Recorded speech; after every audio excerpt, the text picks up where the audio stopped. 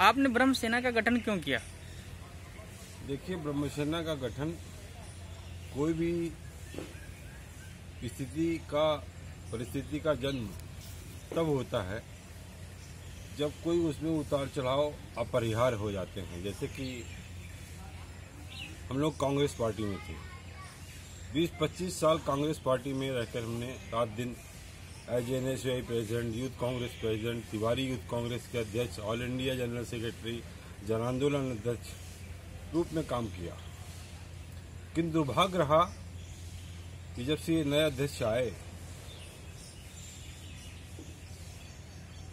पंडित नेहरू के जन्मदिन के दिन हम लोगों ने एक बैठक की और आपस में कांग्रेस के बारे में चर्चा चल रही थी और उस पर प्रस्ताव पारित हुआ कि सोनिया गांधी जी के परिवार की सुरक्षा जो घटाई गई है वो ठीक नहीं है, और इसका प्रस्ताव पारित करके सोनिया जी को भेज दिया गया। इसके बाद उन्होंने क्या किया कि 10 उत्तर प्रदेश के 10 सीनियर लोग, जिन्होंने कम से कम नहीं तो 25 साल 30 साल एज ए पद में रहते हुए संगठन के रात दिन काम किए, जिसमें एक तो हमारे बीच नहीं है, हम उनको श्रद्धांजलि अर्पित करते हैं, पंडित रामकृष्ण द्विवेदी। इसी तरह डॉक्टर संतोष सिंह, सत्यदेव त्रिपाठी, विनोद चौधरी, मैं स्वयं,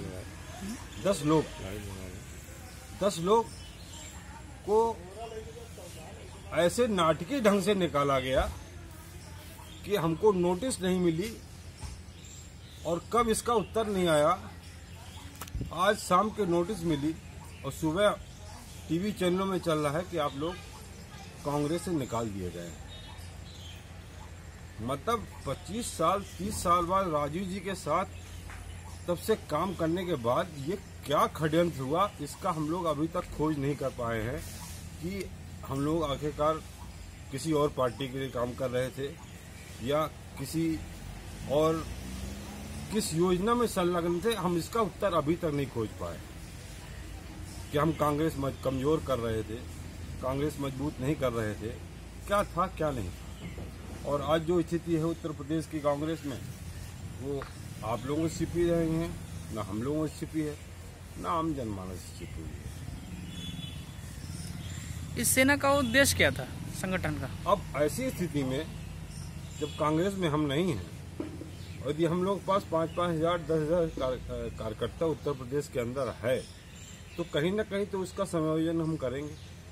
तो ऐसी हालातों में और ऐसी कार्य करने का क्षेत्र भी है, गांव से लेकर के बाहर से लेकर के, फिर हमको इसका ऑल इंडिया ब्रह्म सेना का गठन करना पड़ा।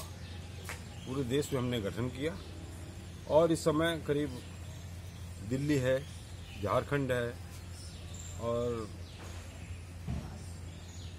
4-5 स्टेटों में इसका गठन भी हो चुका है।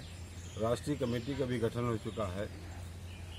उत्तर प्रदेश का चार्ज अभी मेरे ही पास है और अभी तक हम लोग कम से कम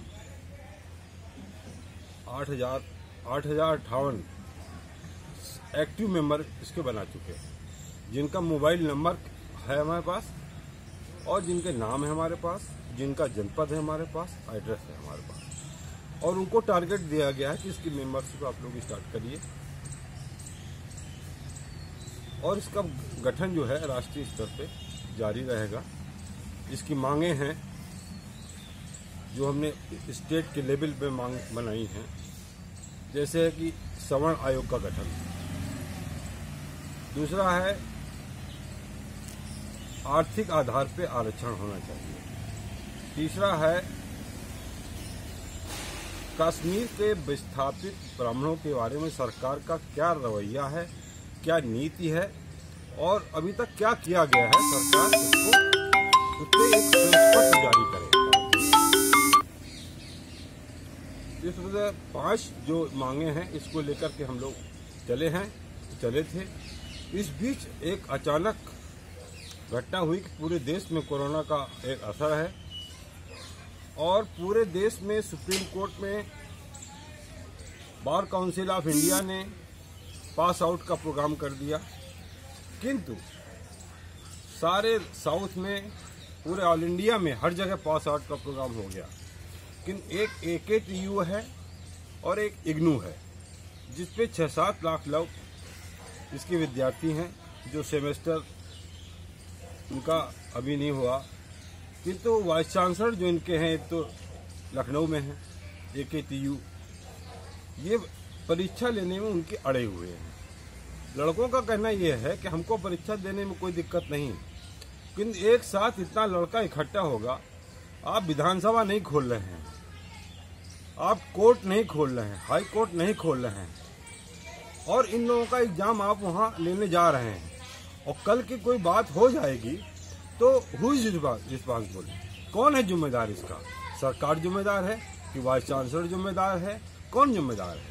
और दूसरे AKTU के वाइस चांसलर का यह कहना कि यदि कोई घटना हो गई, कोई दिनेश पाठक के इत्तेफाक से, तो उनका कहना कि हर विद्यार्थी के मृत्यु पे हम 5 लाख रुपया देंगे। मतलब दिनेश जी से हम ये कहना चाहते हैं, माननीय कुलपति जी से, कि आप हमारे छात्र राजनीति के दिन वह फिर से न लौटाइए। नहीं, इलाहाबाद यूनिवर्सिटी में वाइस चांसलर के साथ क्या किए थे वो आपको इतिहास जानना चाहिए। आप एक आदमी की मृत्यु की कीमत 5 लाख तलाशते हैं। अरे जब इस सामान्य हो जाए, आप पास आउट करिए, इसके बाद फिर एग्जाम लीजिएगा और लोगों को समान प्रक्रिया को बहाल होने दीजिए। पर वो ऐसी जबरदस्ती कर रहे हैं जिसमें बहुत सारे लोग लड़के मिल रहे हैं, डरे हुए हैं कि क्या कैसे होगा। तो हम आप लोगों के माध्यम से ये उनसे कहना चाहते हैं कि दिनेश जी, छात्रों का संयम न तोड़िए और न हम लोगों का संयम तोड़िए। कि यदि आपने इस भाषा का प्रयोग किया कि एक छात्र को हम 5 लाख रुपया देंगे, तो यही घटना आप पे दोहरा दी जाएगी। हम कहते हैं हम 10 लाख आपके परिवार को दे देंगे। तो ऐसी गैर जिम्मेदाराना बातें आप कतई ना करें। आप वाइस चांसलर हैं, उस पद की गरिमा होती है, किंतु इस तरह करके आपने एक बड़ी उसका अपने पद के हिसाब से एक बड़ा डिग्रेडेशन का परिचय दिया है आपने, जो कि ठीक नहीं है।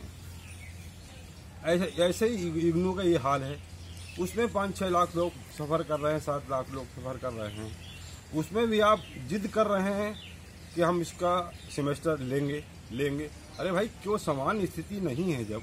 जब हम आप सोशल डिस्टेंस मेंटेन नहीं कर सकते हैं, लड़के आएंगे, छूटेंगे, कुछ हो गया, कोई बात हो गई, तो जब बार काउंसिल ऑफ इंडिया ने ये कर दिया है, जब हर जगह विधानसभा में हो गया है, जब हाई कोर्ट में हो गया है, जब कोर्ट में हो गया है, तो आप इतना पीछे क्यों पड़े हैं कि हम नहीं इसको करके ही रहेंगे? क्या आप कीर्तिमान स्थापित करना चाहते हैं? तो इसलिए इस बात को करना जरूरी है कि उनसे अभी हम अपील कर रहे हैं कि आप अपने इस कार्यक्रम को स्थगित कर दें और पास आउट की घोषणा करें। और यदि आप नहीं करेंगे तो फिर हमको जबरन आपके यहाँ वाइस चांसलर कार्यालय में, गवर्नर के यहाँ लॉकडाउन तोड़ करके हम छात्रों के साथ कोई खिलवाड़ नहीं होने देंगे। छात्रों की जीवन रक्षा के साथ कोई खिलवाड़ नहीं होने देंगे। हम इसमें जितनी ताकत लगा सकते हैं लगाएंगे और उसको हम कैंसिल कराएंगे।